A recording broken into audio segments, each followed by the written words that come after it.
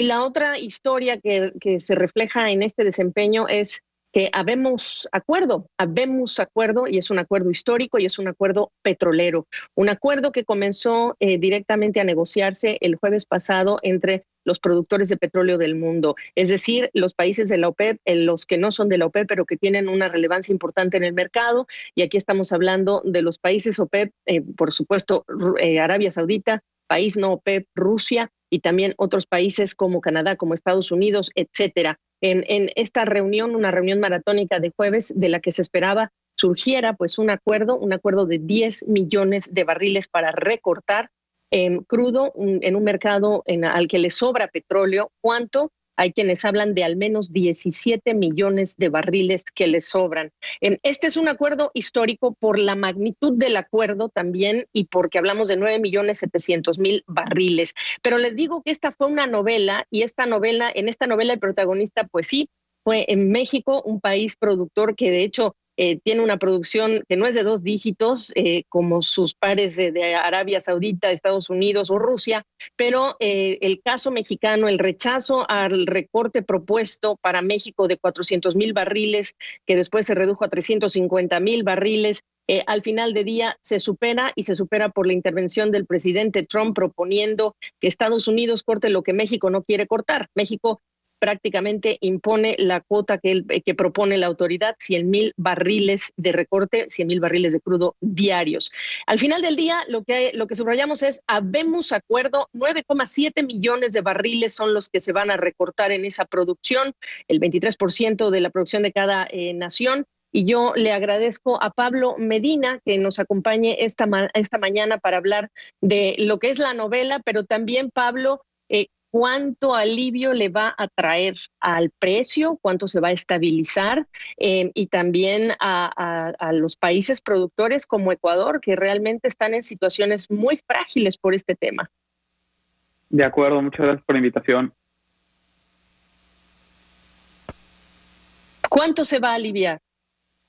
Bueno, creo que lo que estamos viendo en términos del precio hoy nos demuestra que lo único que hemos encontrado es el suelo, ¿no? Es el suelo de estos precios. Esto es lo que logró este acuerdo, prevenir esta caída libre que habíamos visto en el último mes, pero creo que aún falta mucho para poder decir que el precio rebotará de manera importante, porque aún tenemos una incertidumbre de gran manera relacionada al coronavirus. Entonces, en la parte de la demanda aún queda esa incógnita y creo que es el punto clave. Efectivamente, sobre todo si estás pensando que ya la conversación en muchos lugares del mundo es ¿cuándo vamos a reanudar operaciones? ¿Cuándo mando a mis trabajadores a mi compañía? Todo esto, por supuesto, que tiene un aspecto médico que es vital y, por lo tanto, ¿cuánto la demanda se va a ir recuperando poco a poco? Cuéntale a nuestro auditorio cuánto crudo sobra al punto que ya no hay ni lugar para almacenar en el mundo. Hay muchas cifras que se van diciendo que ahora sí que la demanda global son 100 millones de barriles de petróleo diarios y estamos hablando desde estimados dentro de 15 millones que se están perdiendo actualmente hasta 35 millones. Entonces el corte de 9.7 pues no resulta ser suficiente para lo que va a ser un tsunami de petróleo en mayo, ¿no? Entonces eso es lo que hace tan relevante el deal con la OPEP y más que nada la actitud que vimos de México. Sobre la cual quisiera que tú le explicaras a la gente. Yo digo, México, 1,7 millones de barriles, para decirlo rápido, Estados Unidos, Arabia Saudita y Rusia, que son aquí en las fichas del ajedrez más importantes, hablas de producciones que son superiores a los 10 millones de barriles. ¿Por qué importaba que México dijera, yo no quiero cortar tanto ante el mundo? Y luego hablamos de por qué no para las fronteras dentro de México. Claro, yo creo que la importancia de México, que ahora sí que era solamente 400.000 barriles de los 10 millones que se pretendían cortar, fue porque ahora sí es el tema de free rider, ¿no? Es ahora sí que cuando alguien no quiere ser parte de un trato, pero obtiene los beneficios, pues sin duda alguna crea incentivos perversos de cierta manera. Entonces Arabia dijo, no, todos o nadie, pero la pregunta clave es, dado que todos entendemos que la administración de López Obrador quería tener producción al máximo, sin importar las consecuencias, la gran pregunta es ¿por qué el error no forzado de siquiera atender la reunión de la OPEP? Argentina, Brasil, Indonesia, Ecuador, Colombia, participaron como observadores, pero no se forzaron a hacer, ahora sí que a hacer parte de estos cortes, pero México sí lo hace. Entonces es como un error forzado tras de otro, porque luego en la OPEP mucha gente promete cosas, pero luego no se cumplen. Eso es algo muy común. Pero México vimos una actitud a lo largo de los últimos 3 días de errores no forzados que uno no acaba de entender el por qué. ¿Dirías que es falta de experiencia técnica para entender a nuestro auditorio latinoamericano qué experiencia técnica tiene la negociadora, quien se sentó, después se levantó de la negociación y no regresó? Me refiero a la secretaria de Energía de México, Rocío Nale. Creo que fue un rol de protagonismo innecesario. Ahora sí que México no ganó nada, nada más para ser muy claros. Al México cortar 100,000 barriles en vez de los 400,000 que se le pensaban, unos pueden pensar, uy, ganaron la negociación. La realidad es que México perdió, porque México produce actualmente alrededor de 350,000 barriles diarios de producción que no es rentable. Pemex pierde dinero al producir esos 350,000 barriles diarios, y esto es basado en análisis que hicimos en Welligence. Entonces, AMLO lo que pudo haber hecho es tomar esto como una oportunidad en bandeja de oro, ahora sí, para decir, miren, yo quería subir la producción, pero la realidad es que el acuerdo de la OPEP y el coronavirus me previnieron en poder lograrlo. En vez de gastar 10,000 millones de dólares en petróleo, voy a invertir una gran parte de eso en salud o en un paquete de estímulo económico. Había maneras de cambiar esto y se perdió una oportunidad clave.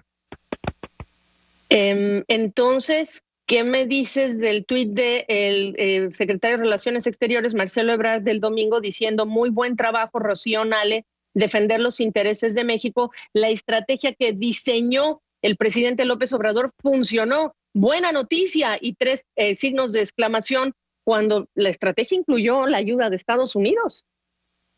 Sí, ahora sí que nada salió gratis, ¿no? Ahora sí que esto va a tener un costo, la pregunta es cuál. Y lo único que se ganó, para ser muy claro, fue una victoria pírrica. Es decir, esto no cambia absolutamente nada, pero lo que sí cambia es que se pierde una oportunidad para que Pemex se transforme. Es decir, Pemex sigue siendo regida bajo las importancias o las prioridades políticas y no el pragmatismo económico. Y esto es lo que va a llevar a Pemex a una de sus peores situaciones. Lo digo por un dato en específico. El año pasado, con el barril a $60, Pemex perdió 20,000 millones de dólares. Así. Este año, con el barril que promedie 30, 40, ¿cuántos billones va a perder Pemex? Y parte clave de eso es que el plan de inversión no se ha recortado. En promedio, a nivel global, las inversiones se han recortado en 40% en petroleras, de acuerdo al análisis de Welligence, y Pemex ha dicho que no quiere recortar absolutamente nada. Aún 100,000 barriles van a conllevar una pérdida que gravísima. Entonces yo creo que hay muy poco que celebrar, y si se quiere celebrar algo es una victoria pírrica. Entonces, es un espejismo hablar de victoria, es una victoria de los políticos, pero no de México. Sin duda alguna, Pemex va a pagar el costo de esta victoria política, que a final de cuentas fue un error no forzado. Todo esto podríamos ahorrarnos la conversación de haber llegado el jueves y México dice, ¿saben qué? Voy a observar. Yo voy a ser como mis hermanos latinoamericanos. No quiero participar en el corte porque realmente no han participado. Entonces, la gran pregunta es ¿por qué el error forzado, el error no forzado y luego la justificación? Por último, ¿sí o no? ¿Inevitable el recorte de calificación crediticia de Pemex por parte de Moody's, que es la que falta? Creo que es inevitable. Ahora sí que los planes no parecen cambiar.